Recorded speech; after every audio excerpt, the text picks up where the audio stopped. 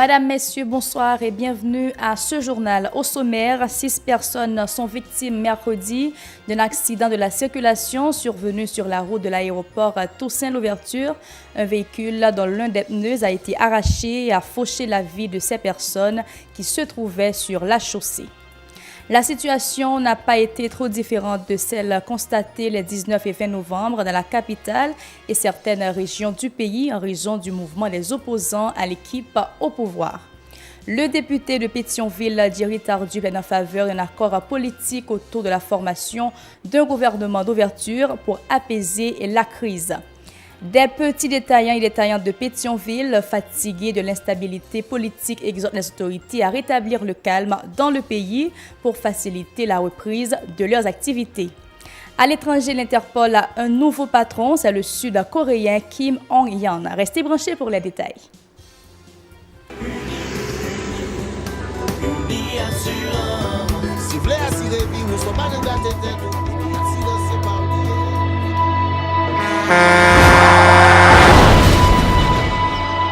En général, moun pa reme pran assurance. Yo considéré que son l'argent rejeté. Et pourtant, l'argent assurance te doué dans budget ou à côté l'argent caille avec l'argent mangé. Li là pour les deux ou traverser un mauvais pas. Gardez tout à côté ou. Ouais comment gros problème qu'on entre sur moun sans attendre. Mandez Dieu pardon, ça qu'arrive autour. Une assurance dit ou précaution pas capon. Les mal arrivés, les faux amis flair saison a fait comme si on pas de jambe connaît ou. Une assurance après rita faire ou pour le jour, continuer vivre la vie ou quitter ce course là nan men nous. Uni assurance. Vivez en toute assurance. Bienvenue au développement de ce journal, Madame, Messieurs. 6 personnes ont été fauchées mercredi par un véhicule dont l'un des pneus a été arraché sur la route de l'aéroport international à Toussaint-Louverture. 3 autres résidents ont été également blessés. Parmi les victimes, on a pu identifier Saint-Fort Youvens et Jean-Béni Bélisaire. Après le constat d'un juge de paix accompagné de la police, une ambulance a évacué les cadavres vers une morgue de la capitale. Des résidents ont incendié le véhicule en dépit de la présence de la police qui a fait usage de gaz lacrymogène pour les disperser. Écoutons les témoignages de certains parents des victimes recueillis par notre collaborateur Yvner Silafanor.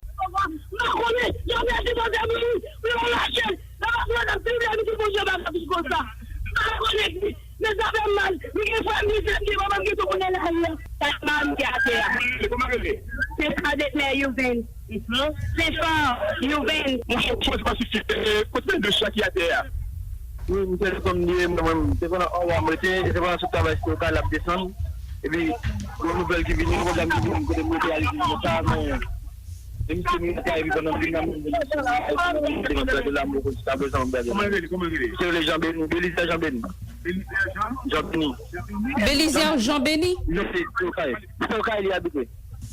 On a la puissance du soleil d'avoir. Il y a deux mouns là, deux mouns d'Astoka, il y a des demoiselles qui connaissent ses camarades travaillent, des demoiselles là qui sont des demoiselles là plus bas là. C'est Rimorito. Les gens de cette c'est là. Les bons camarades travaillent, qui est exactement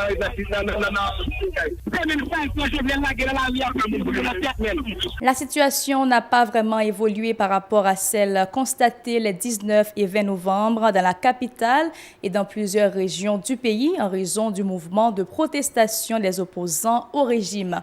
Les activités scolaires et commerciales n'ont pas encore repris par la majorité des endroits du pays. Cependant, à l'ALU, le marché public de la Ravine à Pintade a fonctionné. La présence de la police a été également remarquée, ainsi que celle des employés du Service national de gestion des résidus solides SNJS. Ils débarrassaient la chaussée de ses ordures. Autre dossier à ce journal, le député de Pétionville plaide en faveur d'un accord politique autour de la formation d'un gouvernement d'ouverture pour apaiser la crise. Selon Thierry Tardieu, le Premier ministre devrait même accepter le départ du gouvernement dans sa totalité. L'élu de la plateforme Vérité préconise que des personnalités connues pour leurs compétences et leur réussite dans leur secteur respectif puissent intégrer le dit gouvernement. M. Tardieu réclame aussi des conditions pour une enquête sérieuse sur le dossier Petro-Caribé afin d'en faciliter le procès.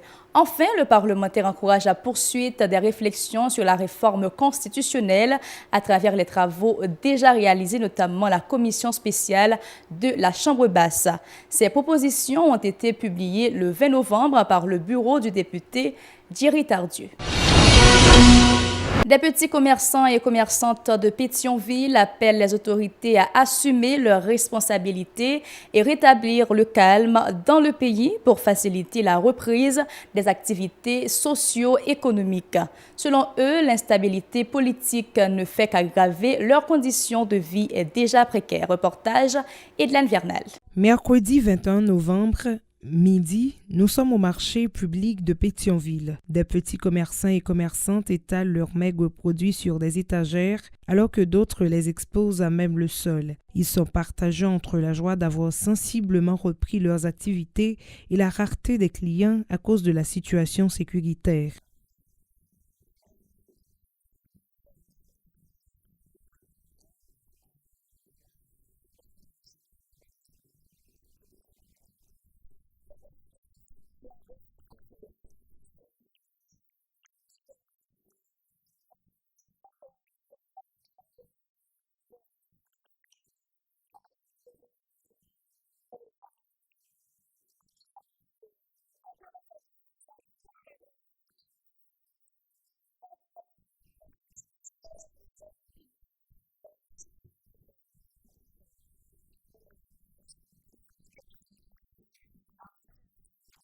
Ces vendeuses appellent l'exécutif à assumer ses responsabilités, indiquant que le blocage du pays ne fait qu'aggraver leurs conditions de vie déjà précaires.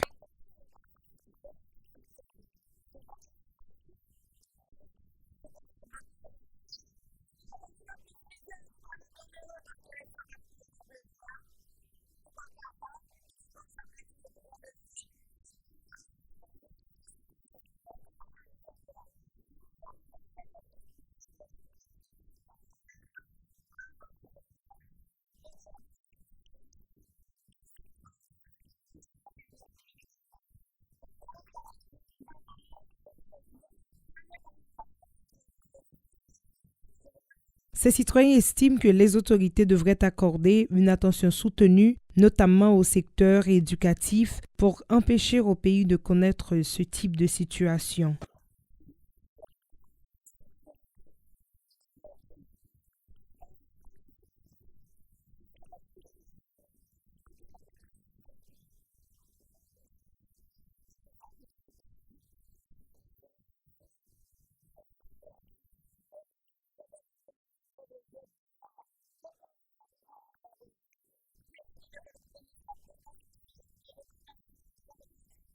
Ces commerçants ont par ailleurs exhorté les responsables de la police à prendre des dispositions pour éviter des actes de banditisme à Pétionville au cours de cette période. Reprise timide du transport en commun à Pétionville mercredi. Le nombre de camionnettes assurant le trajet centre-ville de Port-au-Prince, des brosses et canapés verts ainsi que celui des taxis-motos ont une sensible augmentation. Suivant un reportage de Nancy Constant et Francineus sur ce dossier. Dans plusieurs lieux de stationnement à Pétionville, la quantité des autobus, des camionnettes et des taxis-motos a sensiblement augmenté. Ils se sont alignés dans l'attente de passagers, mais ces derniers se font rares mercredi en raison du mouvement de tension qui s'installe dans le pays en début de semaine.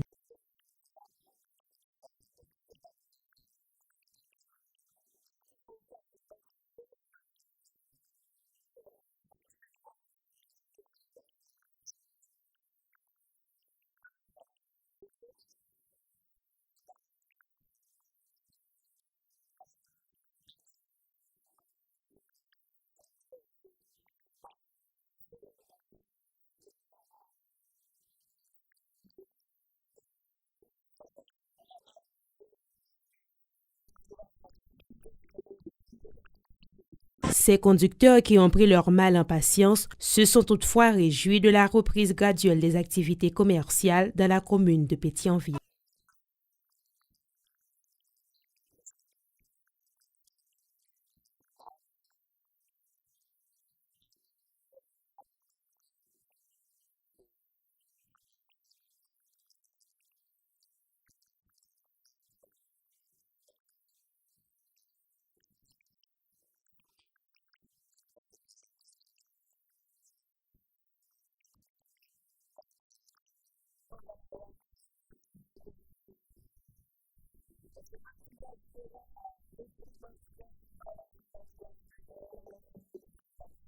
Ces citoyens ont aussi vertement critiqué le laxisme des autorités face à la crise.